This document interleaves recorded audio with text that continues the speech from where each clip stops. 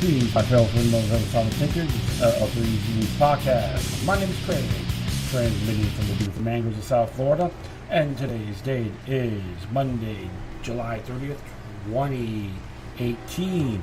Ooh, yeah, looks like a little signal difficulties here right now, but that's okay. It's part of the business, I would say. And, yes, it is cloudy, rainy. You're going to hear a train coming by anytime soon. And I'm Max Dash, located at 109 Southwest 2nd Avenue in the heart of Fort Lauderdale, Florida. And actually, it's a chance with America's Backyard and Revolution Live.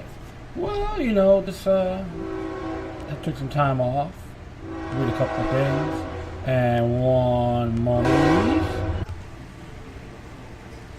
Alright, cool. That was a nice little long train. So, you know, like I said, it's raining right now in Fort Lauderdale, Florida. And, mellow Monday, I would say. Everyone's at work. And, at least we got some time off. But I don't take it for granted. Alright, well, enough said here. Doing a few topics. Very political related, anti-freedom, control, and all that good stuff. I'll just get this here. I just got this from the American Military News. Michigan Supreme Court bans guns on school property, including legal CCW holders. Why is that? That's the question. Well, you know what? They're very anti-self-defense, I would say, the Michigan Supreme Court. Okay, well, let's just check this out. It is written by Cheryl Hennenberg. On Friday, in the split decision, the Michigan Supreme Court ruled that it is legal. It is legal? I thought illegal. Oh, it's legal. Wait, bans. Okay, hold on. It's legal for school to ban guns on their property, including those who are legally having a concealed carry permit on CCW. The only who are excused from the ban are police officers, WDIV Detroit reported. Oh, really? In April, the Michigan Supreme Court heard two like cases, including school boards in Ann Arbor and Salo Township, which had both passed firearm bans on school property. Both cases involved parents who had concealed carry permits being permitted on school grounds. State law prohibits concealed weapons in schools, but does not specifically prohibit permit holders from openly carrying. 7 justices heard the arguments during the time when the nation was divided over school safety and deadly school shootings, Detroit News reported. Looking at a preventive action, the issue was heard Friday by the High Court. The plaintiffs argued that Michigan was averted the field of firearm regulation in the school, and that school districts cannot adopt their own stricter policy. Yeah, what a wet dream. It didn't work in Florida. I'll continue on here. The court agreed. Schools can ban guns. The Michigan Supreme Court rules. That's from the Detroit News. You can look it up yourselves. That's July 27, 2018. Superintendent Janice Swift called Friday's ruling a victory for the children of Michigan that ensures local school boards will be able to choose gun policies that best benefit their community. So for school children, if you're in a firearm-free zone, you are sitting ducks. That's what Superintendent Janice Swift would say. I'm just wondering, him and that other quack, what's his name? Pence, whatever his name is, a Pencer, the superintendent from Broward County, Obama's buddy to be exact. Probably go hand in hand, sing kumbaya. It's the business of the law to draw the lines. And today, the Michigan Supreme Court has drawn its definite line on the side of legal choice and enacted policy to keep the children safe at school. In Ann Arbor, we believe that possession of a school gun in school, other than by sworn officers, run counters to that we are hardwired to do as educators. Keep our students, staff, families safe and ensure a warm, welcoming environment where our students may grow, learn, and thrive at school, Swift said in the statement. Those at the close quarter tactical gun range in Malcolm County disagreed. Anthony Corey, who is in the process of getting his concealed carry permit, said it's really safe without guns. When it comes to public buildings, libraries, and schools, not every one of them has security or guards. As long as you're a CCW owner, you should be able to carry. A full statement released by the Ann Arbor School District can be read here. Interesting indeed. So, the question always can say this. You haven't learned a damn thing of other past school shootings in Michigan. I'm talking about the courts, some of the school system, etc. You haven't learned a damn thing. And I'm not going around trying to prance around being Rambo or anything like that. Well, I know one thing for sure. The police aren't obligated to protect you in the state of Michigan. And that is a well-known fact. And before I do that, I'm going to read you the Michigan legislator. It says here, government liability for negligence excerpt 691.10401407, immunity from tort liability, intentional torts, immunity of judge, legislator, official, and guardian ad litem. Immunity of governmental agency under MISS dig underground. Damage Prevention and Safety Act definitions.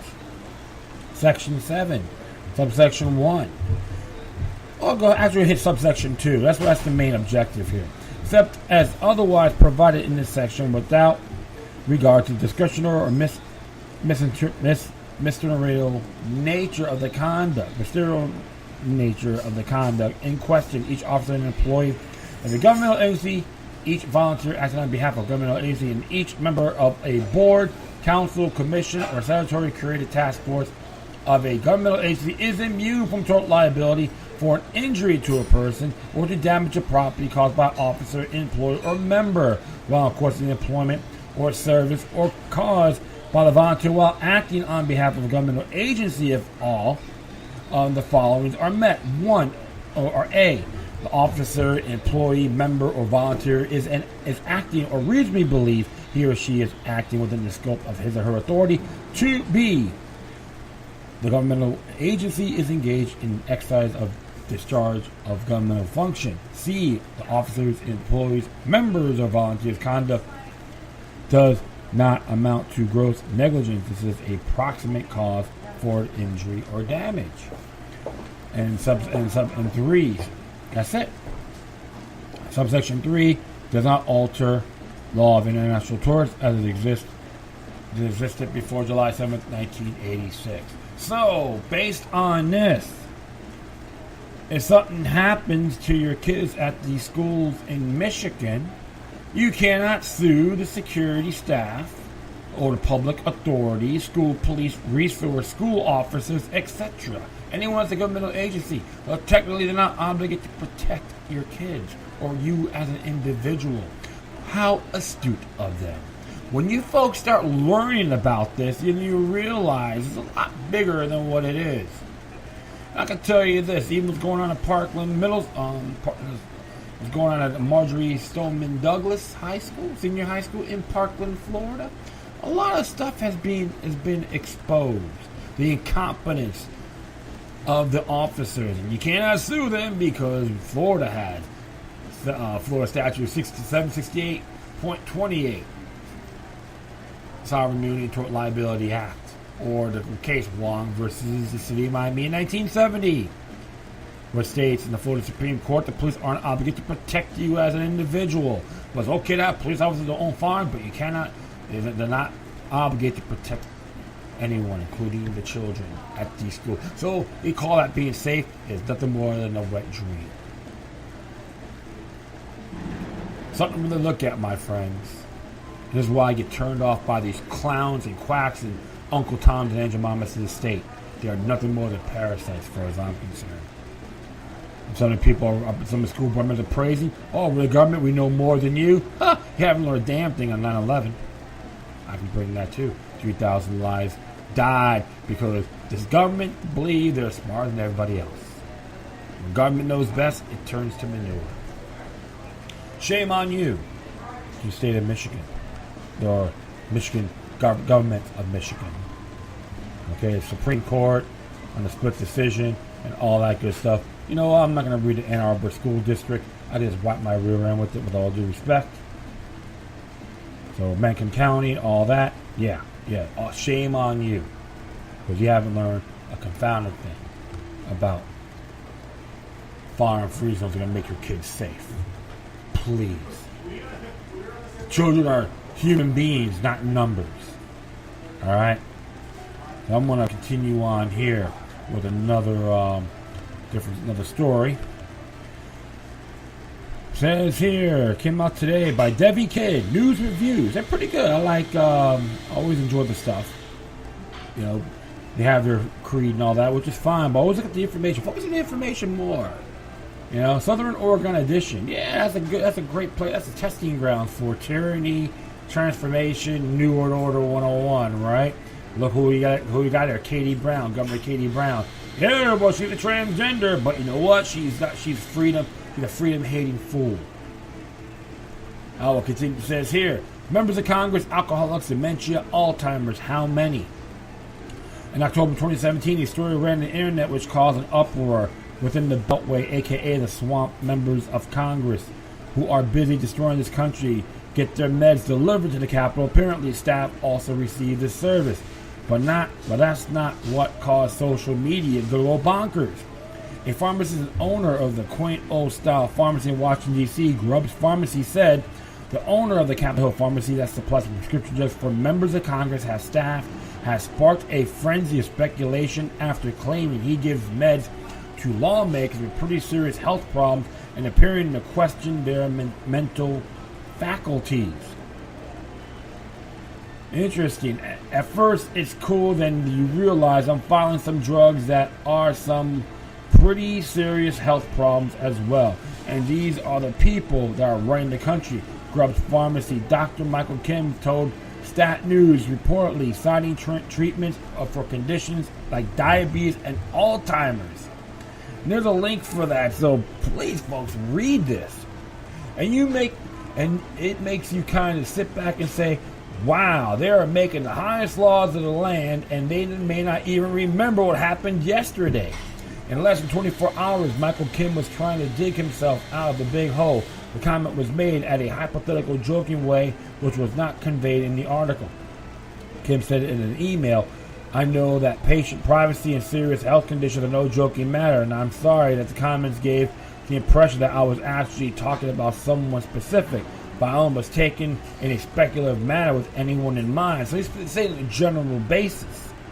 So once again, we have comments taken out of context. I'm feeling some drugs that are pretty serious health problems as well. It seems to me that it's a pretty clear statement from the horse's mouth. He was only speaking in a speculative manner without anyone in mind. In his interview, dealt with filling prescriptions for members of Congress, not the general public, he said. They're running the country and making laws. Civilians don't have that power. There are no questions in mind. Nancy Pelosi has dementia that's worsening. I've been dealing with mine and my 90-year-old mother for the past several years. No, it doesn't get any better. The repetition of the same subject matter over and over. Can't remember what she said 5 minutes earlier on the phone. Confusion, mild panic, with her mind goes blank. It's very sad. It takes a great deal of compassion dealing with someone who has dementia or Alzheimer's. Pelosi has been displaying all kinds of classics on dementia for the past couple of years. She is 78 years old, and like too many who make being a member of Congress a lifelong career, it appears Pelosi intends to stay in office until she drops dead at the podium, or her party does the responsible, morally right thing. Have a private conversation with her, and it's time to retire. And I agree. Yes, I'm very critical about these. Someone like her on her voting record, her actions, etc. But I'm not gonna see anyone in these conditions, regardless if they're my enemies. Alright, I'll just make that very clear. You can see in these videos different times as she lies through her teeth. Moments when she tries not to panic as her mind goes blank. I've seen it with my mom many, many times. There's videos on here, please, you can watch this. I don't believe Pelosi has Alzheimer's though. I think she's getting to the early onset of that terrible disease. I worked part-time for the Texas Veteran home in my area one summer and had 20 hours of formal training on dementia and Alzheimer's. I was eventually assigned to the dementia wing. Is Nancy Pelosi in the path to Alzheimer's? I say very likely, as sadly, it is progression for many who suffer from dementia. And so this stuff right here is where, please check it out. Encourage Speaker Ryan to require that Pelosi submit to a psychiatric evaluation. It came out July 4, 2014, 2018. Please read, folks. How about Mad Max Maxine Waters, another U.S. representative who should have left Congress decades ago? She is 79 years old, has nothing to do but foster racism and show her rank stupidity since she's been in office. Waters has been in Congress since 1991. Is Waters simply crazy, as the crazy does? She also has from dementia. I believe a little of both, but she should not be serving the most powerful body of politicians on this planet. How about the drunks and drug addicts serving in Congress? Representative Riddell joins Capitol's most secret club, recovering addicts. When Representative Trey Riddell pleaded guilty today to cocaine possession and promised to enter in rehab, he joined the ranks of one of the Capitol's most secretive and exclusive clubs for addicts. For more than a decade, members of Congress struggling with the addiction have met behind closed doors in Georgetown, on Capitol Hill, at a church across the street from the Capitol, and some mornings at the hotel on Pennsylvania Avenue. Last year, Jesse Jackson Jr., a Democrat from Illinois, resigned his office, partly to go into rehab for drug and alcohol abuse. Between 1991 and 2009, former Congressman Jim Remastered publicly mentioned several congressmen with drug or alcohol problems.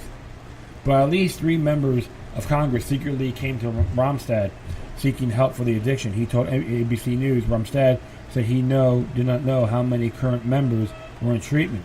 In almost every instance, the vile secrecy and lies is opportunely lifted when a congressman is caught by police abusing drugs, and there is little choice but to come clean. Members of Congress represent the country, which includes millions of addicts and members, aren't exempt, said Patrick Henry, a former congressman from Rhode Island who came forward about his addiction to prescription drugs after a 2006 automobile accident in which he drove his car into a Capitol Hill barricade. He later pleaded guilty to driving under the influence. Representative Tom Garrett of Virginia dropped bid for re-election, cites alcoholism. 2018, one-term drunk who was a member of the highly touted Freedom Caucus. There is a growing list of sexual deviants in the House and Senate: lesbians, homosexuals, and bisexuals. Any of them getting prescriptions to treat HIV and AIDS that costs the king's ransom paid for by you and me. Well, there's a privacy issue that should remain private, but I say shame on voters for putting them in office. Men having sex with each other in each other's feces and sticking their fist in another man's rectum, and women slobbering in each other's vagina is a choice, not born that way. And it's the language in here, just let you folks know, I'm not doing this out of sarcasm. So this is just coming right from the article itself, all right? So bear with me. Do the people have the right to know if a member is taking medications for serious mental issues like dementia and Alzheimer's? How about prescription drugs for depression, SSRIs, that have horrible, dangerous side effects? Not high blood pressure, diabetes, and things like that. I'm talking serious mental health issues. I believe, regardless of party, the answer is yes. Members of Congress have access to our highest national security intelligence information. They confirm judges and ratify treaties. They make laws we are forced to live under unless overturned by a court. Some of them meet with the higher-ranking officials of foreign governments. If they're being treated for dementia, Alzheimer's, or those have duty any depressant drugs, I can believe they represent a danger to this country and should not be in office, period. Depression is a very serious mental health issue and can be a dangerous one, not only for the individual but the public. Not to mention the real possibility of blackmail. Either you vote for this bill or you have your drinking problem or whatever, it will get leaked to the press. Members of Congress who are drunks on the job need to resign until they're caught. They are in office and voting on legislation that affects their lives in this country regarding foreign policy, treaties, judges, and more. Remember what the column above said. But at least 3 other members of Congress secretly came to Remastered seeking for help for addiction. He told ABCNews.com. Remastered said he did not know how many current members were in treatment. In almost every instance, the vile secrecy and lies is opportunely lifted when a congressman is caught by police abusing drugs and there is a little choice but to come clean. How about the ones never outed by former Speaker of the U.S. House of Representatives, Johnny Rhino Boner? I say Bonner, but it's Boner. There was no doubt in my mind Johnny was probably still a functioning alcoholic. It was no secret he was a drunk by 2 p.m. just about every day. He was too powerful. He was too powerful. Good old Johnny retired with a full pension. You and I will be paying his booze bill for the rest of his life while he lives in the $800,000 condo in Florida, playing golf and making buku bucks sitting on 3 boards, one for a lobbying firm, one of the second largest tobacco company, $400,000 a year, one for legal marijuana. See how this goes, my friends? That's why government and Latin means control the mind. The closet alcoholics serving in Congress and receiving their constituents need to resign and get help. If you think the top of the food chain in the House and Senate don't know some of those dirty little secrets, think again. I've been in D.C. many, many times. It was common talk around town from several trusted sources of mine. Everyone knew Boner was a drunk. I tried hard to find this article. I had to read it several years ago about a congressman who retired and then came clean. I think he was from Pennsylvania and served in Congress for 2 decades. Only after he left one with his full pension did come clean and admit his own words. He was a drunk every day on the job. I realize alcohol and pills are addictions, but we're not talking about kids who work at the local convenience store. They need to resign and get treatment on their own. Too many addicts have had falling off the wagon for booze and pills. They simply cannot remain on the job. Of course, they won't do it because they want you to pay for their treatment. And being a member of the U.S. Congress is so exclusive and powerful, the majority of them never want to give up that power. Dirty, filthy politician Paul Ryan is retiring and will no longer be Speaker of the House. Whoever becomes the next Speaker needs to make this a priority. Yes, medical records are private and must absolutely be protected. But when you have such an obvious display of mental decline like dementia or the onset of Alzheimer's by a member of Congress, he or she must resign. Same goes for the members of the Supreme Court, like Comrade Ruth Bader Ginsburg, 85. Justice Ginsburg, not 100% sober at the State of the Union. As she did 2 years ago, Ginsburg admitted Thursday night that, yes, the photos of her appearing and nod at the President Obama's big speech last month showed her dozing as often as I do, she said. But there was a good reason. She added, I wasn't 100% sober. Snorer in the court, Ruth Bader Ginsburg snoozes. Justice dozes off during political redistricting hearing and colleagues. Colleagues let her sleep. March 3rd, 2006. This was 12 years ago, and she was 73. Chief Justice John Roberts, get off your worthless ass. Quietly forced Ginsburg to retire unless you want to speculate of her nodding off, only to discover she's actually dead during oral arguments. The Speaker of the House, the United States House of Representatives, and the big crook Senate Majority Leader Mitch McConnell are the ones you must take this on because it is the right thing to do for the sake of individual and the country. We the people have the right to know if the person they voted is mentally capable of remaining on the job. In the case of Pelosi, she should have been forced out at least a year ago. We'll see what the next Speaker of the House does on this if enough Americans demand action. And I have to completely agree with Miss Kidd on this matter. It is absolutely absurd and unacceptable when you have individuals that are intoxicated by any means can distort their thought process. And even ones with not in bad and mental health is very unhealthy. Unclean for sure.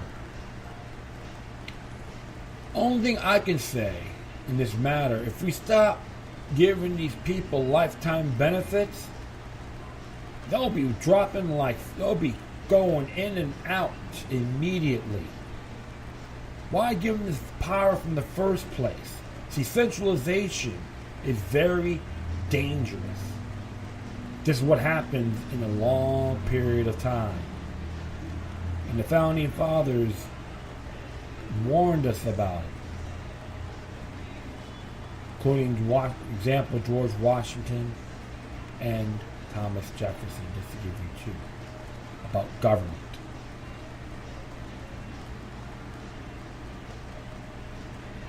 If these people aren't in good health, they should step down in good faith. Why give them these pensions and lifetime benefits, all that? Completely unacceptable. That's an example of the United States as a federal corporation. If you look at Title 28, Section 3002 is self-explanatory. Like I said before, a lot of people in there I criticize big time. Don't like what they do or stand for. When it comes to their health, I don't beat them down. I beat them when they're down. And that's one of the areas why you never trust the government, period. Even on the local and state level, even in your unions and all that, you have folks out there that have issues. And they say one thing, they'll deny it later. I give you good history on that. A lot of people, even on the streets. And that's why you hear people like Chuck Schumer said President Trump's unfit. You better look at your own party first, buddy. You told the guys not to be a Trump worshiper either. I do digress. Alright, well, I'm gonna be right back. So stay tuned. Alright, I had to do a little break there. So, let's hit the next article. Very intriguing. I read this actually Saturday night in the Boston Globe. And it says it's by Activist Post. I believe it came from Any Media originally. Because they like to do a lot of multi-sharing as well, just like Blacklisted News. And this one here is called Federal Whistleblowers Expose TSA's Quiet Strike, Seeking Surveillance Point for All Travelers in the name of the War on Terror. Nicholas West wrote, "It appears that once again the government narrative that TSA surveillance and groping is indeed keep Americans safe from terrorists over there is nothing but a justification to violate the rights of everyone. Thanks to a group of federal air marshals displaying good conscience, we are now learning about a new program that shows the full web of physical and digital surveillance that is being employed by the government to track people far beyond any dubious terror watch list. Not only these are marshals ready to talk, they are equipped with documents.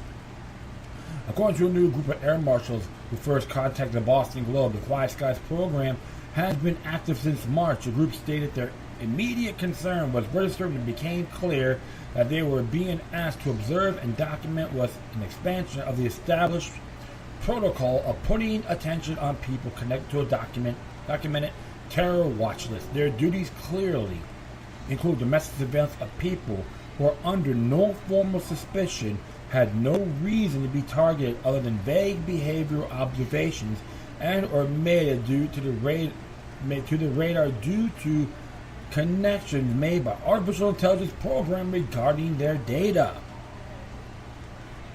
And there's a big checklist right there for sure. Yeah, how nice. And it's like, and I'm just gonna give you a few things here. That's the main titles. One, subject abnormally aware of surroundings. Okay. And it tells you all this here. Don't worry, I'm going to post this all on my page. 2, subjective behavior indicators. I'll give you a few. Excessive frigidity, excessive perspiration, facial flushing, rapid eye blinking. And you get the full 6-point categorization on the BostonGlobe.com, which has merit. In one moment. Alright, so I'll continue on here. As the globe relays nearly everyone can become a target of one of those estimated 2,000, 3,000 marshals across the nation. All U.S. citizens who enter the country are automatically scanned for inclusions in quiet skies. The travel patterns and affiliations are checked, and their names run against a terrorist watch list and other database according to agency documents. The program relies on 15 rules to screen passengers according to a May agency bulletin, and the criteria appeared broad.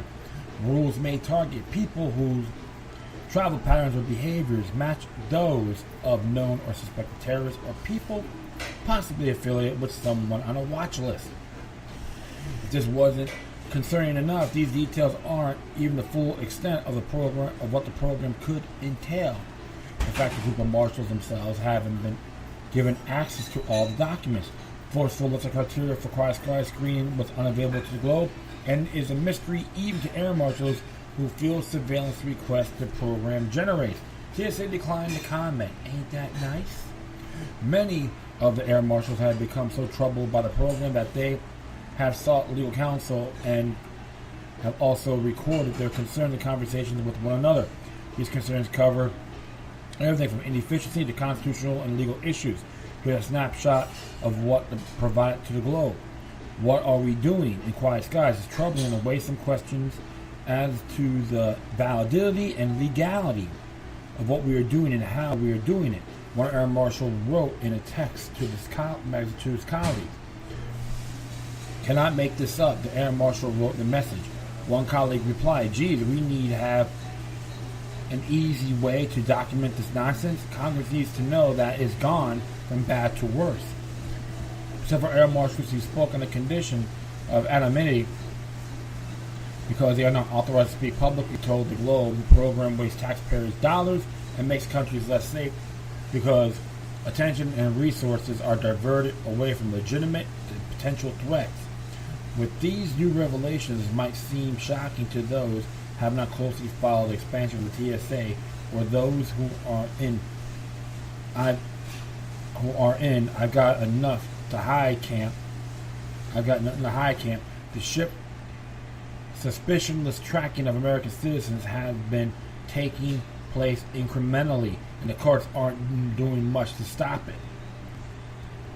As Mass Private Eye reported recently, Philadelphia Appeals Court ruled that TSA agents cannot be sued for violation of body or rights. As a report in March, and keep in mind that when Quiet Skies is said to have begun, claims started to emerge from air travelers that their digital devices were being searched on domestic flights. And all of the above, the increased use of biometrics in travel and current abuses will pale comparison to what is coming. We have to salute this group of marshals for contacting the public about what is taking place. Hopefully this will lead to others coming forward in true service of freedom by ensuring that propaganda about a shadowy terrorist threat doesn't lead to all of the presumed to be innocent falling into new categories of suspicion. Yes, and this was it's absolutely correct. So I read about this Saturday night, and I've shared on my Facebook page, and I do find this very disturbing, but not surprised. That's right. Leave your security in the hands of the government is what you get. Cancer, it spreads like fire. Contamination of tyranny. That's right. Everyone's going to belly up. Okay, may I have another? Well, one of my solution recommendations, because the truth of the matter is, a lot of these airports are run by counties. Like the one at Fort Lauderdale Airport. Evict the TSA. We don't need their treasonous propaganda in our airports. That's right. I say mine too. It was all publicly funded. I can make that statement. Everyone should let their sheriffs know. Get rid of them. Nullify it. It's completely unacceptable. Another example of saying the war on terror is a conflict with its people. Plain and simple, I've been saying this for a long time. Now, I'm no expert and boldly admit that, but I do pay attention to these areas where everyone's worried about people kneeling down to the American flag during their NFL games, the players themselves. And you find this less vital, then you're a damn fool. I say that in good faith. But those people in these governmental programs are desecrating the flag, disrespecting it. You should call these people out. Don't play this little half-assed, nothing I can do about it. I can make a complaint about what's that dude's name? Kaepernick's kneeling down. How dare he do that? That's the truth. Set you free and tick off your adversaries. Hey, I can say this for my friends. Deplorable hygiene is the answer. Be real smelly and let the TSA agents enjoy your odor. If they puke, who the hell cares? Let them get their money's worth. Alright. Do one more thing here. Came out today by Bob Livingston. I always enjoy his writings, and you should too if you love freedom, liberty, and all that good stuff. Your bank and the government came out today. The world's most profitable industry has no product of any kind and pays no taxes of any kind whatsoever. This is the banking industry. Banking with the local friendly banker has become institutionalized in our thinking. Few people are aware that a bank account is a profile of their life. IRS Special Agent's manual states that the testimony of the taxpayer himself via Form 1040 tax filing, especially his bank account, are the best sources of evidence against the taxpayer, of course. In other words, your testimony, your bank account, means self-incrimination. It is the worst than the Old Star Chamber and direct violation of the Fifth Amendment. Your bank isn't your friend. Even if the people at the bank want to be loyal to you, they are required by law to report on what you're doing to government agencies, and they're not even allowed to tell you when they do it. Yes, they're on their hands and knees and blowing them. That's right. You folks can figure it out. The Financial Crime Enforcement Network was established in 1990 by the order of the Secretary of Treasury. It seemed innocuous enough at first, but as a few responsibilities and powers were given to the Bureau, it became a very big deal. Banks have no longer been required to file currency transaction reports when individuals deal in cash. Every cash transaction over $10,000 must be reported. Government, he has too much money. We should condemn him for having all that money. Please, please, please. I will do anything. If you say bend over, I'll say how far, please. Yes, master, may I have another. Governments want to be able to track money. Since cash is hard to track, government agencies want to be notified so they can look into cases in which people deposit or withdraw large sums of cash. And government men especially want to know if you try to preserve your privacy by breaking up your transactions. It is currently called structuring. And if you do it, you'll automatically be branded a money launderer and likely charged with the crime. With the passage of the USA Unpatriot Act in 2001, the government has greatly stepped up in snooping into your financial affairs. You can thank to all those clowns that voted for it. Good for them. I am a real American. I pulled down my pants for the establishment. Exactly. The Unpatriot Act required FinCEN to establish a security network that allows the agency to keep tabs on anyone is doing at any of the 27,000 financial institutions in the U.S. This sinister system allows government snoops to have real-time access to your information and to what you're doing. If you're under the radar screen, they can only know everything you're doing. Your information is identified, centralized, and then evaluated by various agencies and law enforcement. Financial institutions are scared to death of being fined or even shut down by the federal government for being out of compliance with provisions of the Unpatriot Act. So just to be safe, they're busily sending information to FinCEN about their customers and filing reports on any customer activity the feds may potentially regard as unusual. Truth, justice, and a goody two-shoes way. Yes, master, you may have another. FinCEN reports show that banks are turning their customers for investigation by FinCEN, the IRS, for such offenses as making heavy use of an automated teller machine for receiving or sending international wire transfers, or because the bank does not know the source of deposited money. If you think your bank account is secured, you are told, after all, it is guaranteed by the Federal Deposit Insurance Corporation. But the IRS can wipe it out with the touch of a button and doesn't have to even inform you it is doing so. And the bank is not required to inform you. Yes, extortion is legal if you're in the government or a private corporation that is covered by them.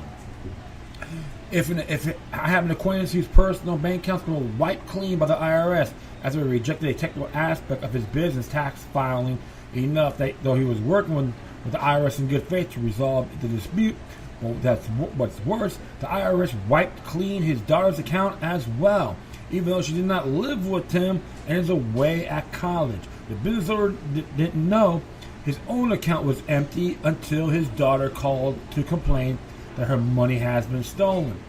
It took months to get this straightened out and had to operate the whole time without access to any of the money he had deposited. Even his savings, try and buy food and necessities or paying the bills when that happens. Nor is a safe deposit box secure, as many have found. There's all a matter of precedent for seizing, blocking, and breaking and entering safe deposit boxes.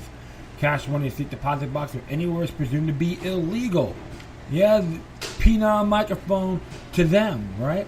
This is an excuse to seize it, saying it is your burden to prove that you pay taxes on it, that it is not legal proceeds for drugs, or that is not laundered money. Guilty to proven innocence, contrary to American judicial prudence and the Bill of Rights. In this case, in any deal with the IRS and others, most other government agencies.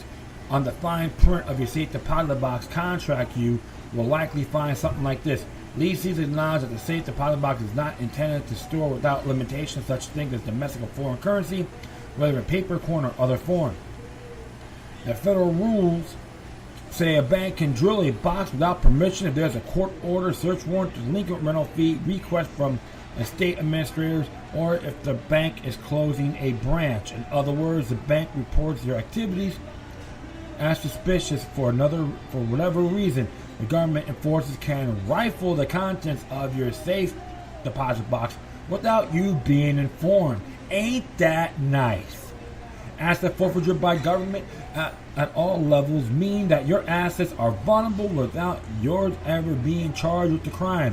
Asset forfeiture is loved by law enforcement, including chief drug lawyer, the feckless fossil of an attorney general Jeff Sessions, for the so-called war on drugs. Yet that weasel from Alabama himself. Another tyrannical butt lug, far as I'm concerned. But even if the government doesn't steal your valuables from under your special circumstances, someone else may. Bank of America seems to be experiencing a rash of safe box deposit deaths of late. Recently, a California woman who had retired from BOA learned that the safe deposit box that she had maintained for 16 years had simply vanished. I was in shock. I was just like, what happened to my box? Susan Nomi told CBS Sacramento, they don't have an answer. They said, thanks for letting us know. Another BOA customer, Wendy Wu, said her belongings were taken out of her safe deposit box and shipped to her by the bank at Zero Hedge's report.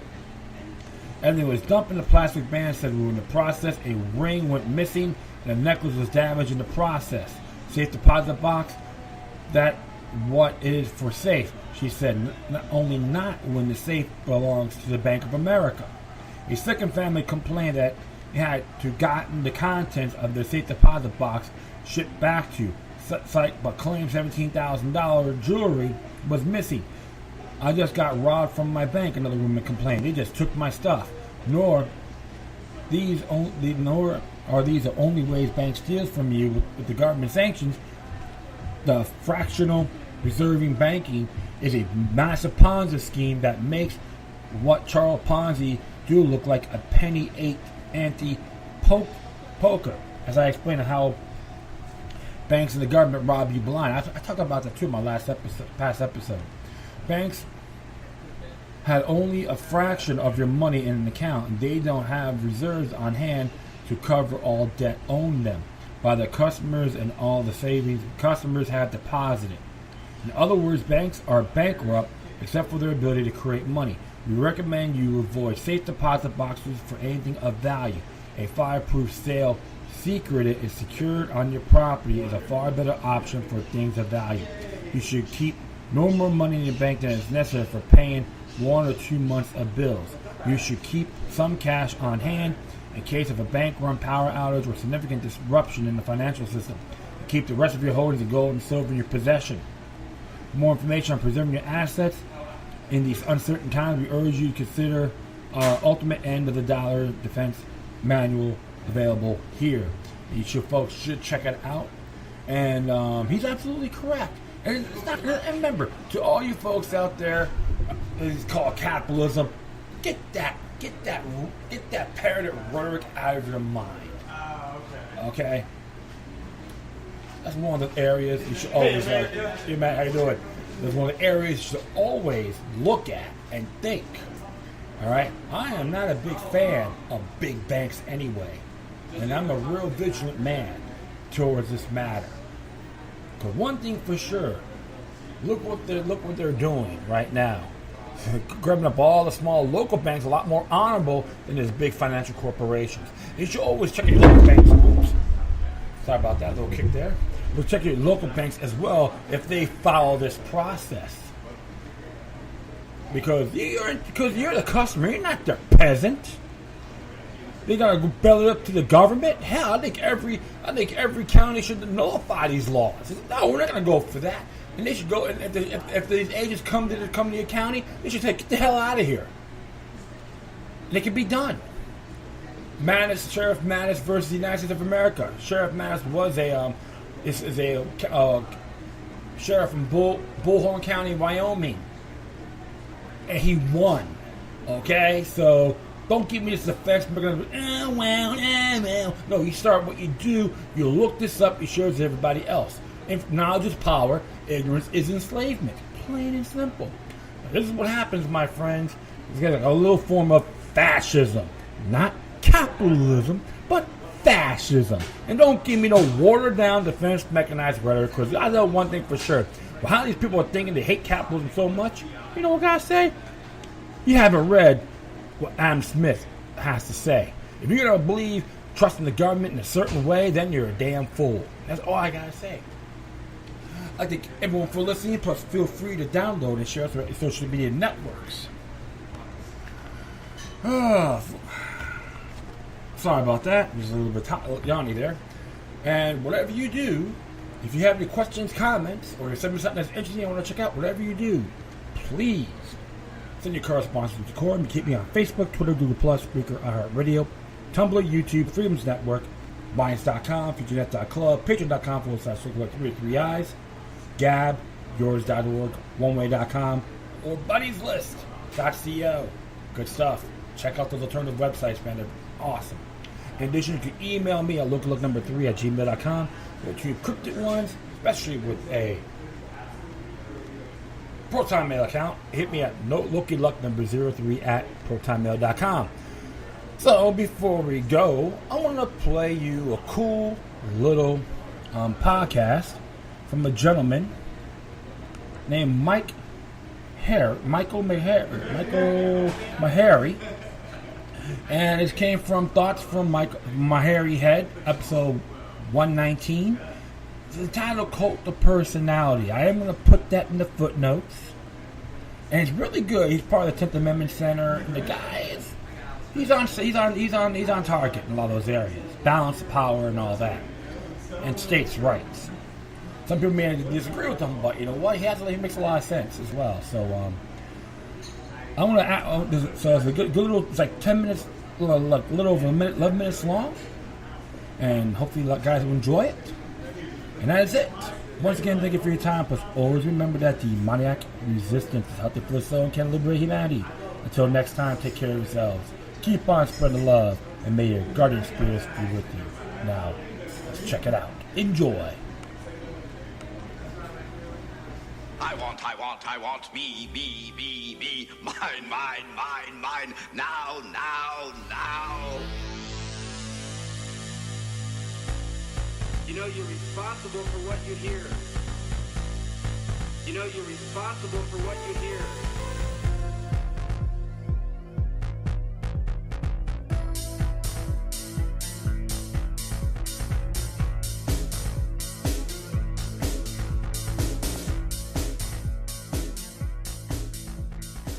Greetings and welcome to Thoughts from Maharrey Head, the weekly podcast where I talk about, well, whatever happens to be bouncing around inside my head at the moment, but mostly focusing on constitutional issues and political decentralization. This is episode 119 of Thoughts from Maharrey Head, and I appreciate you tuning in. This week, I'm going to talk about the cult of personality.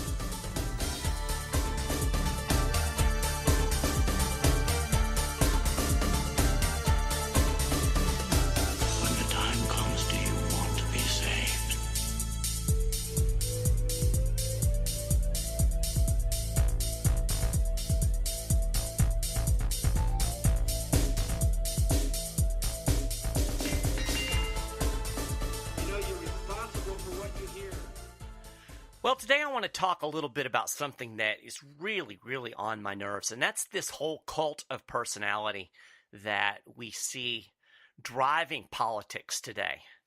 It seems like nobody has the ability to look at an issue just on face value. It's all wrapped up in the person or the party, and there's just this inability to objectively look at what's going on in the world without wrapping it up in this political cult of personality. There's a band in the 80s, I loved them, called Living Colour. It was a kind of a hard rock band, and they did a song called Cult of Personality, and I was listening to it the other day, and the lyrics really struck me. I'm going to read them to you. Look in my eyes, what do you see? The cult of personality. I know your anger, I know your dreams. I've been everything you want to be. I'm the cult of personality. Like Mussolini and Kennedy, I'm the cult of personality, the cult of personality. Neon lights, a Nobel Prize, then a mirror speaks, the reflection lies. You don't have to follow me, only you can set me free. I sell you things you need to be. I'm the smiling face on your TV. I'm the cult of personality. I exploit you, still you love me. I tell you one and one makes three. I'm the cult of personality. Like Joseph Stalin and Gandhi, I'm the cult of personality, the cult of personality. Neon lights, a Nobel Prize, a leader speaks, that leader dies. You don't have to follow me, only you can set you free. You give me fortune, you give me fame, you gave me power in your own God's name. I'm every person you need to be. Oh, I'm the cult of personality. Man, if that doesn't sum up politics in the United States today, I don't know what does. It's all wrapped up in personality. And you especially see this when it comes to presidential politics, national politics. And it seems like America's divided into two camps. On one side, we've got people that have Trump derangement syndrome. And on the other side, we've got the Trump worshipers. And I'm not sure which is worse. The Trump derangement syndrome people, these are generally people on the left, but also neoconservatives and even some people that are legitimately on the right. And I say Trump derangement syndrome because no matter what the man does or says, it's bad. I mean, he could walk into one of these people's house and hand them a gold bar, and they would protest. They would say it's an awful thing that they just got a gold bar because they hate Trump that much. It's more important for them to belittle and demean and delegitimize Trump than it is for them to advance any policy at all. So that's why we've got all of a sudden progressives who I always thought were at least supposed to be somewhat anti-war, jonesing for war with a nuclear power because of this whole Russian collusion thing. It's absurd that they would rather have World War III than admit that maybe Trump is doing some good things when he tries to have friendlier relations with Russia. It's just, that's deranged to me, that your hatred of this man would lead you to support NATO or lead you to support policies that bring us closer to war with the Russians. I don't get it. That is cult of personality right there. So no matter what Trump does, it's wrong, it's bad. He's a horrible person, he's racist. And I'll be honest, I don't like Trump.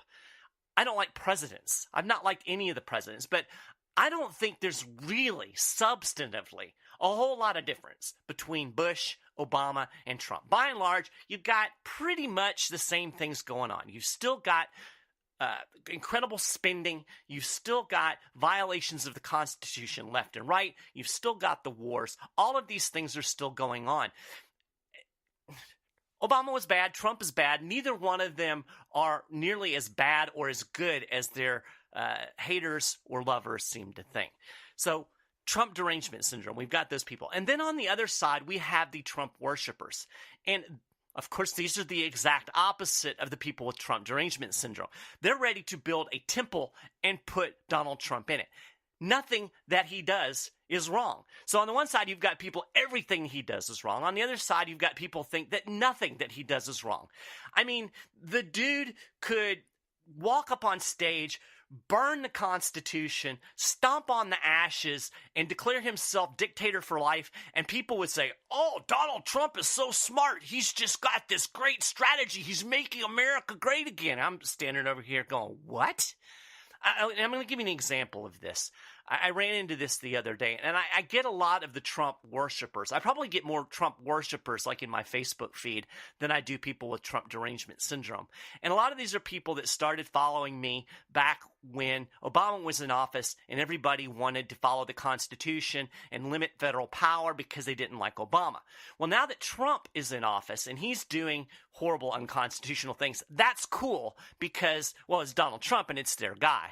And of course, on the flip side of that, we've got people on the left who all of a sudden want to talk about the 10th Amendment and decentralization. These are the people that were calling me racist 3 or 4 years ago. Now they're on board. So we've had a complete flip in the people that are supporting the work of the 10th Amendment Center. But anyway, I was having this conversation with this woman, and I was talking about this ridiculous idea to give $12 billion to U.S. farmers. Now, this is socialism, no matter how you stack it. It is actually based on a Roosevelt-era law, so it's socialism.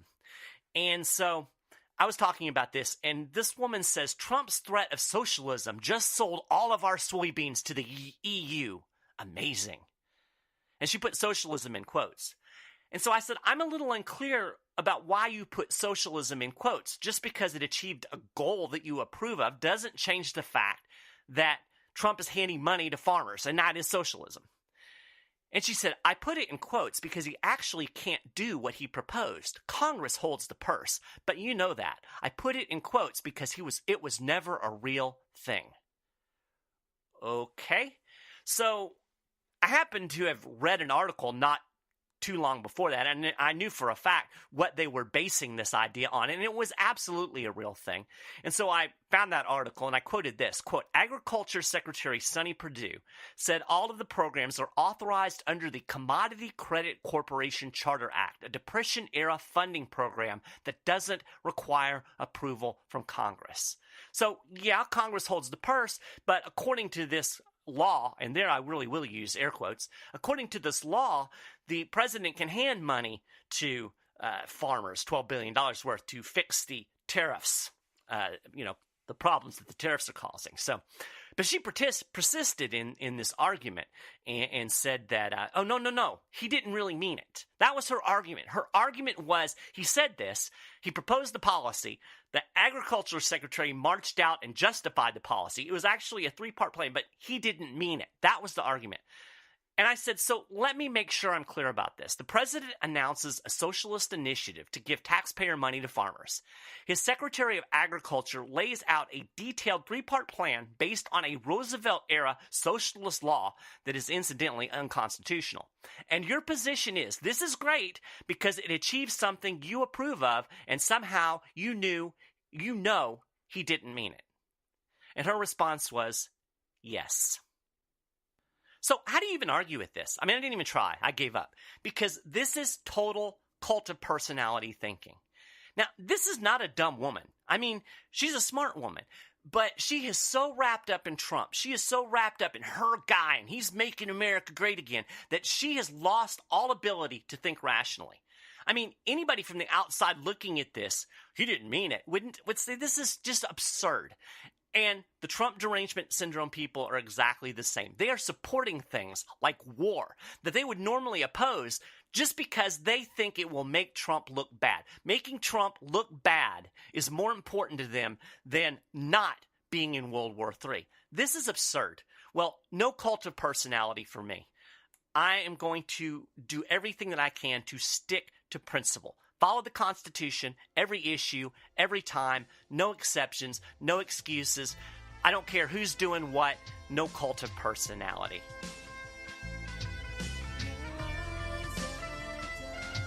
Well, that's it for this episode of Thoughts from Maharrey Head. We're another 10 minutes closer to freedom. I really appreciate you listening to this show. If you enjoyed it, do me a favor and spread the word. And feel free to send me any thoughts or ideas to michael.maharrey@10thamendmentcenter.com. If you haven't done so already, I'd appreciate it if you'd subscribe to the podcast over at iTunes. You can do that for free. Thanks again for listening, and I'll talk to you again next time.